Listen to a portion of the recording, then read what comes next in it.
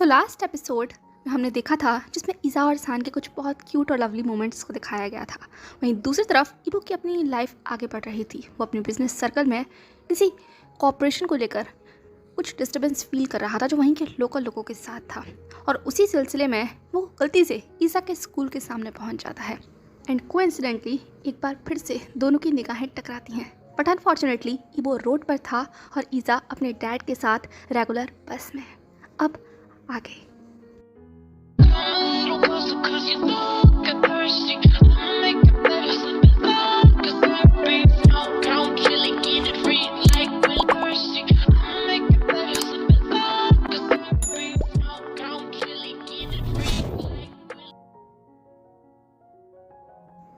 जैसे ही ज़ान वहाँ बस की सीट पर सेटल हो गया, उसने गौर किया कि ईज़ा वहीं विंडो से बाहर झांक रहा है। उसने पोलाइटली कहा, ईज़ा इधर आओ बेबी, वहाँ बस के बाहर इस तरीके से नहीं देखते वरना चोट लग जाएगी। ये कहते हुए ज़ान ने बहुत प्रोटेक्टिवली ईज़ा को अपनी एम्बुलेंस में होल्ड कर लिया था। ईज़ा ने कहा, डैड। ज़ान ने कहा, क्या हुआ मेरे प्रिंस को? ये कहते हुए उसने हल्के से ईज़ा की नोज़ पर टैप किया। ईज़ा ने कहा, डैड यू लुक टायर्ड, आपने खाना खाया? ज़ान एकदम से सक पका गया था ईज़ा की ये बात सुनकर। फिर भी उसने स्माइल करते हुए कहा, हाँ बेबी मैंने खाना खा लिया। तभी ईज़ा ने कहा, डोंट लाई मी, नो ना, आप मुझसे झूठ नहीं बोल सकते, आपने कुछ नहीं खाया ना? ज़ान ने कहा, ईज़ा डैड को टाइम नहीं मिला था ना, डैड सुबह से बहुत बिजी थे। ईज़ा ने कहा, आप हमेशा बिजी रहते हैं, बट अब मैं आपकी कोई बात नहीं सुनूंगा। हम लोग आइसक्रीम पार्लर जा रहे हैं ना, हम लोग मॉल चलते हैं, आप वहाँ पर अपने रिफ्रेशमेंट ले लीजिएगा और आप मुझे अपनी आइसक्रीम दिला दीजिएगा। देखा तो ईज़ा ने एक छोटी सी मुस्कुराहट दी। उसकी ऐसी कंसर्न वॉइस सुनकर ज़ान एकदम से वार्मथ से भर गया। उसने उसे हक करते हुए कहा, नॉटी प्रिंस, सीधा सीधा कहो ना कि तुम्हें आइसक्रीम खानी है। ईज़ा ने पाउट करते हुए कहा, नो डैड ऐसा नहीं है, मुझे तो आपको भी कुछ खिलाना है। ठीक है तो उसने सॉफ्टली स्माइल की। ज़ान ने कहा, इधर आओ मेरे पास। ठीक है तो उसने उसे हक कर लिया और उसके फॉरहेड पर किस करते हुए कहा, माय ब्यूटीफुल बेबी, मैं जानता हूँ तुम्हें क्या चाहिए, चलो तो हम चलते हैं मॉल, लेकिन मस्ती नहीं, और वहाँ जाकर सिर्फ हम एक आइसक्रीम लेंगे, ओके प्रॉमिस? ठीक है तो ज़ान ने अपनी पिंकी फिंगर दिखाई। फिर क्या था, ईज़ा ने भी तुरंत अपनी उस छोटी सी लिटिल पिंकी फिंगर को ज़ान की पिंकी फिंगर के साथ इंटरवाइन किया और हंसने लगा। ज़ान ने कहा, इधर आओ मेरे पास। ठीक है तो उसने उसे हक कर लिया था।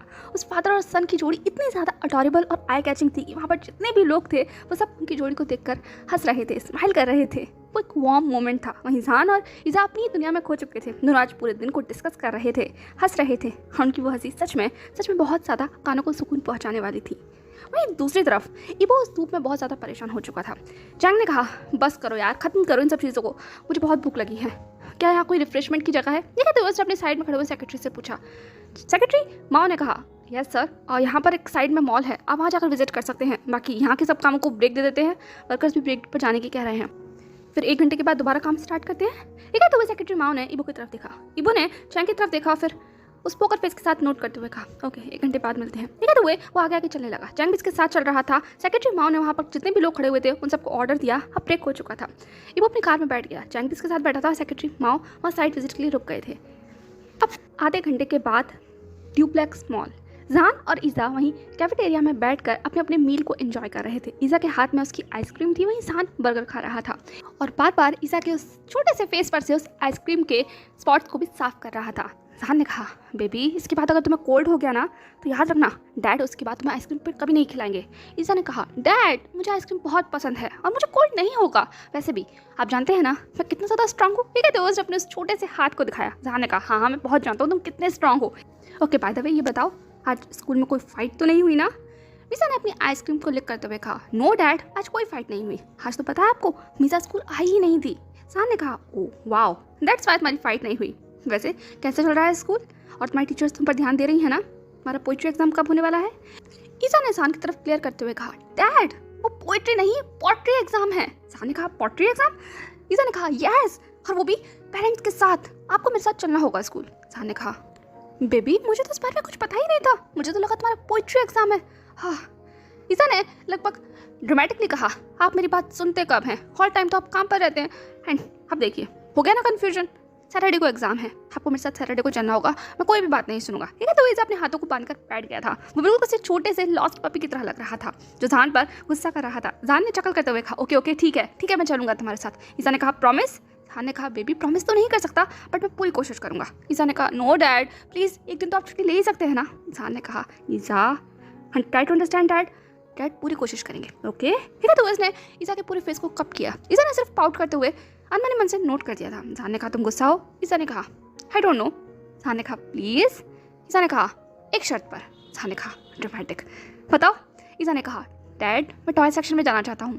जहान ने कहा टॉय सेक्शन में? ईसा तुम्हारे पास ऑलरेडी बहुत सारे टॉय हैं। बेबी अब नहीं, देखो बहुत टाइम हो गया, हमें कहा चलना चाहिए। ईसा ने कहा no dad please, one toy, only one. ठीक है तो वो जहान से जिद करने लगा। जहान ने कहा स्टबन, ओके ठीक है ओनली वन। हाँ ईसा ने कहा यस, और वो भी मैं अपने लिए नहीं ले रहा डैड, मुझे पता है मेरे पास बहुत सारे टॉय हैं।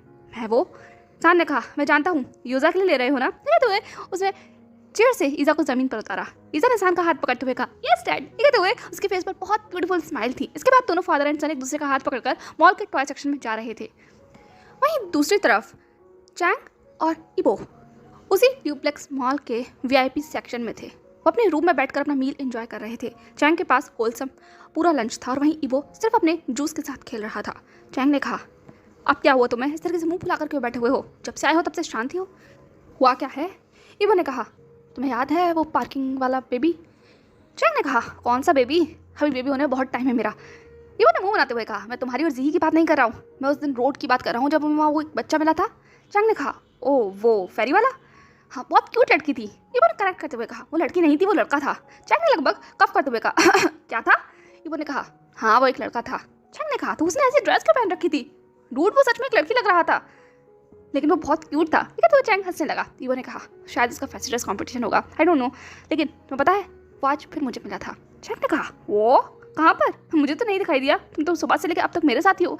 इबो ने कहा वो उसी स्कूल में पढ़ता है जिससे स्कूल को हम लोग तुड़वाने की बात कर रहे हैं। चैंग ने कहा ओह तो अचानक तुम्हें उसके लिए सिंपैथी आ गई है? इबो ने कहा बुलशिट, बस अचानक से मैं टकरा गया, वो अपनी बस में था और हम रोड पर। चैंग ने कहा क्वाइट इंटरेस्टिंग, लान मांग इबो किसी चीज़ में इंटरेस्ट ले रहा है क्या, मैं ऐसा समझूं? ठीक है तो चैंग अपने मील को एंजॉय कर रहा था और इबो को टीजिंग आई से दिख रहा था। इबो ने कहा खैर तुम ये खाओ मैं भी आता हूँ। ठीक है तो वो अपनी जगह से खड़ा हो गया। चैंग ने कहा कहाँ जा रहे हो? इबो ने कहा अभी आ रहा हूँ ना, तुम यहीं रुको। ठीक है तो वो बाहर निकल गया था। चैंग ने सिर्फ अपना सर झटकते हुए कहा ये और उसकी बात है समझ ही नहीं आती। ठीक है तो वो अपना खाना खा रहा था। वहीं इबो केयरलेसली उस पूरे मॉल के अंदर घूमने लगा। वहीं दूसरी तरफ जान और ईजा फाइनली टॉय सेक्शन में आ गए थे। तभी ईजा जान का हाथ छुड़ाते हुए उस दिशा में दौड़ने लगा और अपनी चिरपिंग वॉइस में कहा सुजन आंटी। सुजन वही काउंटर पर थी। जैसे ही उसने ईजा की आवाज़ सुना उसने मुड़ कर देखा। उसने कहा माय लिटिल प्रिंस यहाँ क्या कर रहे हो? ठीक है तो उसने ईजा को अपनी गोद में उठा लिया था। जान भी वहाँ केयरलेसली आ गया। उसने कहा यहाँ ये क्या कर सकता है? ऑफ कोर्स एक टॉय खरीदने आया है। ईजा ने कहा डैड। सुजन ने कहा ओ माय गॉड यहाँ बहुत सारा क्यूट स्टफ आया है, तुम्हारे लिए बहुत अच्छा होगा, कम ऑन। ठीक है तो सुजन ईजा को लेकर आगे बढ़ने लगी। तभी वहाँ पर खड़े हुए गार्ड ने कहा सर आप बैग के साथ अंदर नहीं जा सकते। जान अपनी जगह पर रुक गया। उसे अभी भी ध्यान आया था कि उसके पास उसका वर्क बैग और ईजा का छोटा बैग है। सुजन ने कहा आई एम सॉरी जान, लेकिन रूल्स तो रूल्स हैं। जान ने कहा डोंट वरी, मैं बैग काउंटर पर जमा कर आता हूँ। ठीक है तो उसने ईजा की तरफ देखा और फिर उसकी तरफ पॉइंटिंग लुक देते हुए कहा कोई मस्ती नहीं, सुजन आंटी का हाथ पकड़ोगे? मैं बस अभी यूं गया और यूं आया। ईजा ने 3 फिंगर्स को ऊपर करते हुए कहा यस डैड कोई मस्ती नहीं करूंगा, मैं सिर्फ वहाँ जाकर टॉयज देखूंगा। जान ने कहा ठीक है मैं अभी आ रहा हूँ, सुजन प्लीज इसका ख्याल रखना। ठीक है तो जान ने सुजन को ईजा की जिम्मेदारी दे दी थी। सुजन ने कहा हाँ मैं ख्याल रखूंगी डोंट वरी। ठीक है तो जान वहाँ से चला गया था बैग को वही काउंटर सेक्शन पर जमा कराने जो कि नीचे वाले फ्लोर पर था। सुजन ने कहा चलेगा? ईजा ने कहा यस। ठीक है तो दोनों हंसते मुस्कुराते हुए फाइनली उस टॉय सेक्शन में आ गए थे। वो लिटरली बहुत बड़ा टॉय सेक्शन था और इस मॉल के अंदर वो सबसे आई कैचिंग जगह थी। बहुत सारे बच्चे बहुत सारे लोग वहाँ पर डेली विजिट करने आते थे। सुजन ने ईजा को ज़मीन पर उतारते हुए कहा देखो वो वाला सेक्शन तुम्हारे लिए परफेक्ट है, वहाँ बहुत सारे स्टफ टॉयज हैं और वहाँ पर ज़्यादा लोग भी नहीं जाते, तो मैं यहीं खड़े होकर तुम्हें देख रही हूँ, इधर उधर मत जाना। ठीक है तो उसने ईजा को छोड़ दिया था। ईजा ने कहा डोंट वरी आंटी मैं कहीं नहीं जाऊँगा। ठीक है तो वो धीमे धीमे से उस सेक्शन में दौड़ गया। वहीं सुजन अपने काउंटर पर आ गई थी, लेकिन फिर भी उसकी निगाह ईजा के ऊपर पूरी तरीके से टिकी हुई थी। वहीं दूसरी तरफ ईजा उस बड़े से टॉय सेक्शन में आ गया था जहाँ पर बहुत क्यूट और बहुत छोटे छोटे प्लशीज रखे हुए थे। वो सॉफ्ट टॉयज हमेशा से ईजा को बहुत आई कैचिंग लगते थे। वो अपने फेवरेट सेक्शन में जाकर टॉय देख रहा था। कुछ देर गुजरा ही था कि तभी उसे रियलाइज होता है कि एक बहुत ब्यूटीफुल पिंक बनी ने उसका ध्यान खींच लिया है। उस पिंक बनी की तरफ दौड़ते हुए गया और जैसे ही वो उसे उठाने वाला था अचानक से किसी और शख्स ने उस पिंक बनी को उसके कान से पकड़कर उठा लिया। ईजा ने कहा हे ये मेरा है। ठीक है तो ईजा ने उस दिशा में देखा। वहीं दूसरी तरफ जिस शख्स ने उस टॉय को उठाया था वो कोई और नहीं बल्कि ईबो था, जिसके फेस पर फिर से वही ब्लैक मास्क था। लेकिन ईजा को ज़्यादा टाइम नहीं लगा उसे पहचानने में। वहीं ईबो ने कहा किसने कहा ये तुम्हारा है? ये कहते हुए वो ईजा की तरफ देखने लगा। ईजा ने कहा यू क्रूगर अंकल वो मेरा है, मुझे दीजिए। ये कहते हुए वो जंप करने लगा, पर ईबो की हाइट इतनी ज़्यादा थी कि लिटिल ईजा चाह कर भी उस तक नहीं पहुंच सकता था। इसीलिए उसने गुस्से में कहा अंकल क्रूगर मेरा टॉय मुझे वापस कीजिए। ईबो ने कहा तुम्हारा टॉय? ये तुम्हारा कब से हो गया? ये तो मैंने शॉप से उठाया है और अब ये मेरा है। ये क्या? तो इबो ने उस पोजेसिव फ्री टॉय को पकड़ लिया था। ईसा ने लगभग इबो को घूरते हुए कहा, यू अगली मैन। इबो ने कहा, क्या कहा तुमने मुझे? ईसा ने कहा, अगली। ये क्या? तो वो जोर जोर से चिल्लाने लगा। इबो ने कहा, हे चुप, वरना सापी लोग यहाँ आ जाएंगे। ईसा ने कहा, मेरा टॉय मुझे वापस कीजिए। इबो ने कहा, वो तुम्हारा नहीं है, वैसे भी ये पिंक कलर है और बॉयज को सूट नहीं करता। ईसा ने मुंह बनाते हुए कहा, आप भी तो एक बॉय ही है ना, आप क्या हैं? अगली क्रूगर मैन। इबो ने लगभग ईसा को घूर कर देखते हुए कहा, तुमने मुझे क्या कहा? ईसा ने कहा, आप अगली हैं। इबो ने कहा, मैं अगली नहीं हूँ, और दूसरी बात, ये गिफ्ट मेरे लिए नहीं है, गर्लफ्रेंड के लिए है। ठीक है? तो इबो के फेस पर एक स्मक था। ईसा ने कहा, गर्लफ्रेंड? आपकी कोई गर्लफ्रेंड नहीं हो सकती, आप कितने क्रूअल हैं, एक छोटे बच्चे से लड़ रहे हैं। ठीक है? तो वो इबो की तरफ घूरने लगा। इबो ने लगभग घूरते हुए ईसा की तरफ देखा और उसके लेवल पर बैठते हुए कहा, यू लिटिल मैन, तुम बहुत ज़्यादा एरोगेंट हो। ईसा ने कहा, मेरा टॉय मुझे वापस कीजिए। इबो ने कहा, ये तो मैं तुम्हें नहीं देने वाला। और हाँ, क्या कहा तुमने? अगली? ठीक है? तो उसको घूर रहा था। ईसा ने अपने हाथों को बांधते हुए कहा, हाँ अगली। इबो ने कहा, वेट अ मिनट, अभी बताता हूँ मैं कितना अगली हूँ। ठीक है? तो इबो ने अपना मास्क नीचे कर दिया था और ईसा की आंखों में देखते हुए कहा, देखा, मोस्ट हैंडसम मैन। नहीं? ठीक है? तो इबो प्राउड लुक देने लगा। वहीं ईसा ने जैसे इबो का फेस देखा, वो एक पल के लिए थोड़ा स्टंट हो गया था, क्योंकि इबो लिटरली एक हेवनली ब्यूटी है और उसको किसी को भी देखकर एक शौक तो लगना ही था। पर ईसा बिल्कुल अलग था। उसने फिर से मुंह बनाते हुए कहा, अगली क्रूगर मैन। इबो ने तुरंत ईसा की तरफ घूरते हुए कहा, यू लिटिल ब्रैट, हाँ तुमसे दिमाग मारना ही बेकार है। ठीक है? तो वो खड़ा हो गया था। ईसा ने कहा, मेरा टॉय मुझे वापस दीजिए, कहाँ जा रहे हैं आप? इबो ने कहा, अब तुम्हें बिल्कुल वापस नहीं देने वाला, तुमने मुझे इंसल्ट किया। ठीक है? तो वो आगे बढ़ने लगा और ईसा उसके पीछे पीछे भागने लगा। ईसा ने कहा, मैंने आपको इंसल्ट नहीं किया, मेरा टॉय मुझे वापस दीजिए, मुझे बुली करना बंद कीजिए, वरना मैं यहाँ पर सबको बुला लूंगा। इबो ने कहा, तुम मुझे वार्न कर रहे हो? ईसा ने कहा, मैं अपने डैड को बुला लूंगा। इबो ने कहा, हाँ हाँ बुलाओ अपने डैड को, वैसे भी मैं तुम्हारे पेरेंट्स से मिलना चाहता हूँ। कैसे पेरेंट है जो हर बार तुम जैसे छोटे बच्चे को यहाँ रोड पर छोड़ देते हैं? तुम खो गए तो? ईसा ने कहा, मैं नहीं खो सकता, और वैसे भी ये स्टोर मेरी आंट का है। इबो ने कहा, तुम्हारी आंट का? ईसा ने कहा, हाँ मेरी आंट का स्टोर है ये, तो आप मेरा टॉय मुझे वापस करेंगे या मैं डैड को बुलाऊं? इबो ने कहा, अपने डैड को बुलाओ। ठीक है? तो उसे और ज़्यादा परेशान करने लगा। ईसा ने मुंह बनाते हुए कहा, आप बहुत गंदे हैं, बहुत ज़्यादा। तभी पीछे से सूजन की आवाज़ आती है। सूजन ने कहा, ईसा क्या हुआ बेबी? ठीक है? तो वो ईसा के पास आ गई थी, उसके पास बैठते हुए कहा, क्या हुआ? ईसा ने कहा, आंट देखिए ना, ये अंकल मुझे बुली कर रहे हैं। ईसा ने इबो की तरफ देखते हुए कहा, सर। वहीं इबो को अब समझ नहीं आ रहा था कि उसे क्या कहना चाहिए। वो इधर उधर देखने लगा। वहीं ईसा ने कहा, हंट इनसे मेरा टॉय दिलवाइए ना, वो मेरा फेवरेट टॉय है।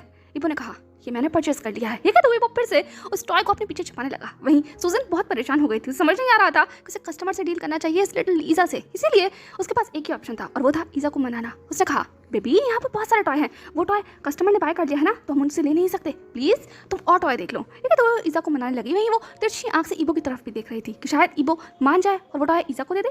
पर इबो अपनी बात पर अड़ा हुआ था। वो ईसा को अभी भी घूर कर देख रहा था। ईसा ने कहा, हंट वो मैंने यूजा के लिए लिया था and I love them because you're love pink, तो प्लीज दिलवाइए ना। ठीक है? तो वो प्लीड करने लगा। वहीं इबो और ज़्यादा क्लियरली उन दोनों के बॉन्ड को देखने लगा। सुजन ने कहा, बेबी। ठीक है? तो उसने सॉफ्टली ईसा के फॉरहेड पर किस करते हुए कहा, यहाँ बहुत सारे टॉय हैं और यूजा को कुछ भी पसंद आएगा, जो भी तुम उसके लिए परचेस करोगे उसे बहुत पसंद आएगा, तो चलो हम अपना कोई और टॉय लेते हैं। ठीक है? तो वे सुजन ईसा का हाथ पकड़कर उसे आगे ले जाने लगी। वहीं अभी भी ईसा मुड़ मुड़कर इबो की तरफ देख रहा था। या अगर ठीक वर्ड कहें तो उसे घूर रहा था और वहीं इबो ब्लैंक माइंडेडली वहीं खड़ा रह गया। उसे समझ नहीं आया कि हुआ क्या। वो लेडी सच में ईसा को ले गई, पर वो तो इसे टॉय देना चाहता था, वो तो सिर्फ उसे टीज कर रहा था, पर अब वो टॉय उसके हाथ में ही रह गया था। तभी पीछे से चैंग ने कहा, तुम बेवकूफ इंसान, मैं तो पूरे मॉल में ढूंढ चुका हूँ, यहाँ क्या कर रहे हो? ठीक है? तो उसने इबो की तरफ उसको बुलाया। इबो ने कहा, मैं।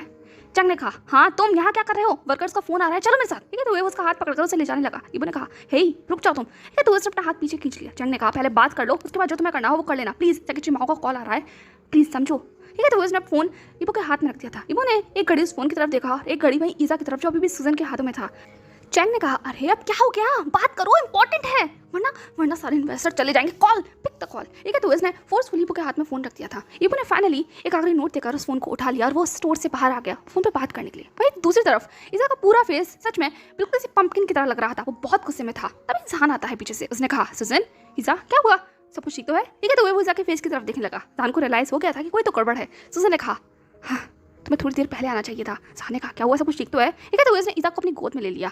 वहीं ईसा अभी भी अपना मुंह फुलाए बैठा हुआ था। सुजन ने कहा, कुछ नहीं, एक कस्टमर से तुम्हारी लिटिल ईसा की लड़ाई हो गई। साने कहा, क्या हो गई? ठीक है? तो वो ईसा के फेस की तरफ देखने लगा। ईसा ने मुंह बनाते हुए कहा, डैड वो बहुत बुरे हैं, बहुत ज़्यादा। ठीक है? तो ईसा का पूरा मुंह बहुत गुस्से में नजर आ रहा था, पर वो गुस्से में कम एक क्यूट स्टफ टॉय ज़्यादा लग रहा था। सामने लगभग खिलखिलाते हुए कहा, तुम भी ना कौन बुरा है और किससे तुम्हारी लड़ाई हुई? कमान मुझे बताओ क्या हुआ? ये कहते हुए वो ईसा की आंखों में देखने लगा। ईसा ने कहा, डैड वो पिंक टॉय मुझे बहुत पसंद आया था, पर वो अंकल बैड क्रूगर है ना, वो मुझसे मेरा टॉय ले गए। वो ले गए डैड, वो ले गए, वो मुझे बुली कर रहे थे वो मुझे बुली कर रहे थे। ये कहते हुए वो ऑटोमेटिकली रोने लगा और जान की नेक में अपना फेस छिपा लिया। जान ने कहा, हे काम डाउन। ये कहते हुए जान ने भी उसे हक कर लिया। उसके बाद सुजन की तरफ लगभग अपनी ब्रोज को रेस करते हुए पूछा, आखिर यहाँ हुआ क्या है? सुजन ने कहा, डोंट वरी, सब कुछ ठीक है। उसे बस एक टॉय पसंद आया था और वो किसी और ने परचेस कर लिया। जान ने कहा, सच में वो एक बैड इंसान है, एक छोटे से बच्चे के साथ भी वो लड़ रहा था। सुजन ने कहा, डोंट नो, तुम जानते हो ना रिच पीपल्स, वो और उनकी टैक्टिक्स। खैर डोंट वरी, मैं ईसा के लिए सेम टॉय ढूंढ कर रखूंगी। ईसा बेबी, ये कहते हुए उसने ईसा के सर पर हाथ रखा। ईसा ने कहा, सुजन आंटी। सुजन ने कहा, डोंट वरी, मैं तुम्हारे लिए बिल्कुल सेम टू सेम टॉय आज इस पूरे स्टोर में ढूंढ कर रखूंगी। वैसे वो एक ही पीस है, लेकिन डोंट वरी, आंट ढूंढ कर लाएंगी। ईसा ने कहा, प्रॉमिस? सुजन ने थोड़ा सा अटकटकते हुए कहा, बेबी प्रॉमिस नहीं, but I try my best, वरना उससे भी बेटर ढूंढ के लाऊंगी। जान ने कहा, ओके ओके आंट प्रॉमिस कर रही है ना, अब हम चले?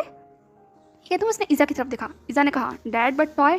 जान ने कहा, ईसा आंट ने बोला ना वो तुम्हें ढूंढ कर ला कर देंगी, अब हम चलते हैं, बेबी मैं बहुत थक गया हूँ। ये कहते हुए उसने ईसा की तरफ देखा। ईसा ने कहा, ओके डैड चलते हैं। ये कहते हुए उसका फेस अभी भी सैड लग रहा था। जान ने कहा, बेबी ऐसे सैड फेस बनाओगे तो मैं कैसे जाऊँगा? ओके चलिए बताओ, अभी तुम्हें यहाँ से कुछ लेना है, कोई और टॉय?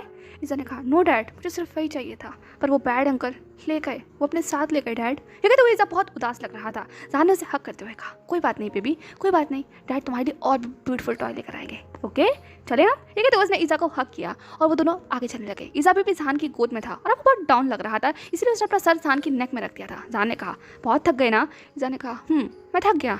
जान ने कहा, ओके तो जल्दी घर चलते हैं। ठीक है, तो उसने अपना काउंटर पर से वही बैग लिया और अब वो मॉल के बाहर आ गए थे। वहीं ईसा अभी भी जान की नेक पर सर रखकर बैठा हुआ था।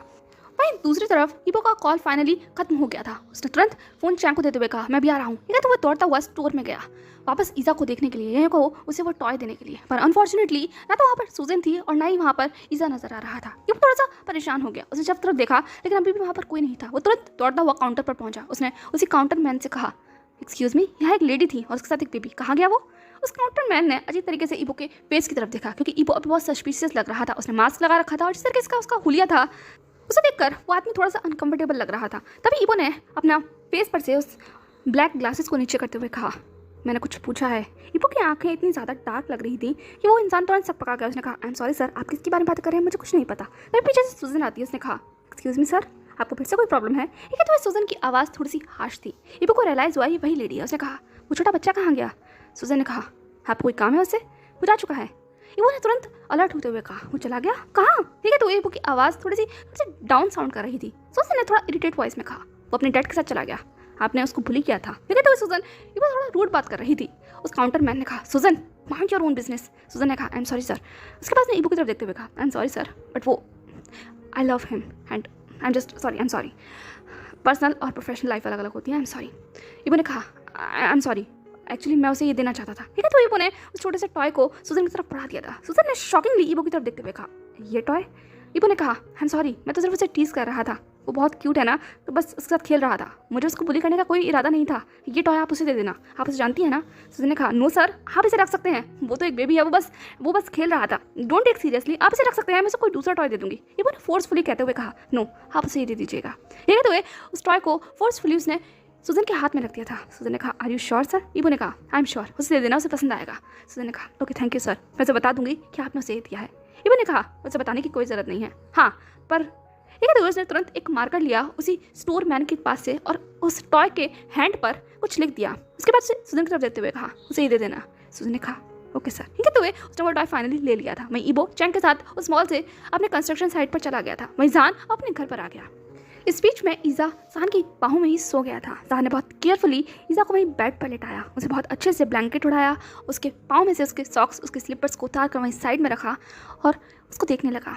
उसे देखकर हमेशा जान को बहुत सुकून मिलता था। उसने सॉफ्टली ईसा के फॉरहेड पर किस किया और उसके बगल में ही लेट गया क्योंकि वो भी बहुत थका हुआ था। फिर उसकी आँख कब लगती है इस बारे में किसी को भी रियलाइज़ नहीं होता। शाम के लगभग 6 बज रहे थे, तभी जान का फ़ोन उसके साइड टेबल से वाइब्रेट करने लगता है। जान ने अपनी उस आधी नींद में से ही फ़ोन के लिए अपना हाथ बढ़ाया और बिना आंखें खोले हुए उसने फ़ोन पिक कर लिया था और अपने कान पे रखते हुए कहा, हेलो। जान में से आवाज़ आती है, जान तुम्हें अभी आना होगा। जान एकदम से अलर्ट हो गया। उसने कहा, अभी? उस सामने वाले शख्स ने कहा, हाँ अभी, कम फास्ट। जान ने कहा, ओके मैं आता हूँ। ठीक है, तो उसने फ़ोन काट दिया। वहीं अभी अपने ईसा के पास देखा जो अभी भी सो रहा था। जान ने कहा, शिट, मुझे अब जाना होगा। पर ईसा, ठीक है, तो वो ईसा को देखने लगा। पर उसे जाना तो होगा ही ना। ये सोचकर वो अपने बेड से नीचे उतर आया था।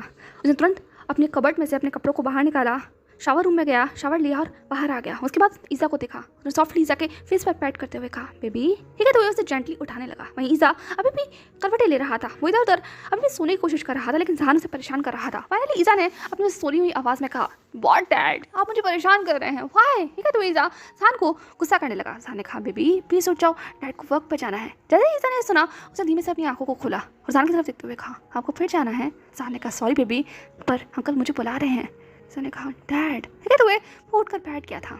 जान ने तुरंत से हक करते हुए कहा, I am sorry my Prince, पर मैं जल्दी वापस आ जाऊँगा, रात होने से पहले। अभी तुम आंट सूजन के यहाँ रहो। ईज़ा ने कहा, आंट सूजन के यहाँ, बट वो तो वहाँ होंगी ही नहीं। जान ने चक्कर करते हुए कहा, कोई बात नहीं, पर वहाँ योजा तो होगा ना। कम फास्ट और जल्दी से फ्रेश होकर मैं तुम्हें वहाँ छोड़ दूंगा और तुम्हारा लंच मैं प्रिपेयर कर देता हूँ जब तक तुम रेडी हो जाओ। ठीक है। तो उसने उसे फर्श पर उतार दिया था। ईज़ा ने कहा, ओके ठीक है। तो वो भी शावर लेने के लिए शावर रूम में चला गया था। वहीं जान जल्दी से नीचे भागता हुआ आया। उसने ईज़ा के लिए छोटा सा लंच बॉक्स तैयार किया। लगभग आधे घंटे के बाद जान ईज़ा को लेकर वही डोर पर था। उसने सॉफ्टली नॉक किया। अंदर से एक आंट निकल कर आती है। जान ने ईज़ा को आंट मैरी को देते हुए कहा, प्लीज़ इसका ख्याल रखिएगा। तभी योजा अंदर वही खेल रहा था। उसकी क्रिब में से आवाज़ आती है, गागा। ईज़ा ने कहा, योजा ठीक है। तो वो अपनी चिपंगी वर्ड्स के साथ अंदर भाग गया था। जान ने लगभग अपना सर झटकते हुए कहा, अब ये कितना नाराज़ था मुझे जाने से, और आप देखो कितना खुश है। आंट मैरी ने कहा, तुम फिर जा रहे हो। जान ने कहा, आई एम सॉरी आंट, मुझे जाना होगा, लेकिन मैं रात तक लौट आऊँगा, आप इसका ख्याल रखिएगा। आंट मैरी ने कहा, इसका तो मैं ख्याल रख लूँगी, तुम अपना ख्याल रखना। ठीक है। तो उसने जान की तरफ देखा। जान ने कहा, ओके मैं अपना ख्याल रखूँगा, मैं चलता हूँ। ठीक है। तो उसने जान ने ईज़ा का वो छोटा सा बैग आंट मैरी को दे दिया था, जिसके अंदर उसके कुछ कपड़े और उसका लंच बॉक्स था। फाइनल गुड बाय कहकर जहान फाइनली रोड एरिया की तरफ आ गया था। वो बस का इंतजार कर रहा था। उसने एक ओवर कोट पहना हुआ था। उसके फेस पर मास्क लगा हुआ था। उसकी आंखों पर गोल्डन फ्रेम्स थे और साथ में उसके जो लॉन्ग हेयर्स थे उन जहान ने एक छोटी पोनीटेल में टाई कर रखा था। जहान को ज़्यादा इंतजार नहीं करना पड़ता। वक्त टाइम पर फाइनली बस आ गई थी। वो अपनी रेगुलर बस में चढ़ा, अपनी सीट पर बैठा और अपने सफ़र का इंतजार करने लगा। उसके बगल में आकर एक अंकल बैठ गए थे। वो एक ओल्ड अंकल थे। उनके हाथ में न्यूज़पेपर था, वो उसे पढ़ रहे थे। जान अभी तक खिड़की के बाहर ही दिख रहा था, पर अचानक से उसका ध्यान उन अंकल की तरफ जाता है, और स्पेशली उन अंकल की तरफ नहीं, उस न्यूज़पेपर की तरफ। और जान की निगाहें एकदम से टिक गई थी। वो कुछ देर तक उस न्यूज़पेपर को ऐसे ही घूरता रहता है। जब उन अंकल ने रियलाइज़ किया कि वो यंग मैन उन्हीं की तरफ दिख रहा है, तो उसने भी कहा, जेंटलमैन कोई प्रॉब्लम है। जान ने सिर्फ नोट करते हुए कहा, नो सर, बट क्या मैं न्यूज़पेपर देख सकता हूँ। अंकल ने कहा, हाँ डेफिनेटली, ये लो। ठीक है। तो उसने न्यूज़पेपर फोल्ड कर जान को दे दिया था। जान ने तुरंत न्यूज़पेपर लिया और पेज 3 को खोला। जैसे ही उसने वो पेज खोला, उसके ऊपर एक बहुत बड़ा फोटोग्राफ था। बहुत बड़ा फोटोग्राफ, जिसे जान को पहचानने की ज़रूरत नहीं है, क्योंकि वो तो कम्प्लीटली उसके माइंड में इम्प्रिंट है। जान उस फोटो को ऐसे ही घूरता रहता है। उस शख्स ने कहा, क्या तुम इसे जानते हो।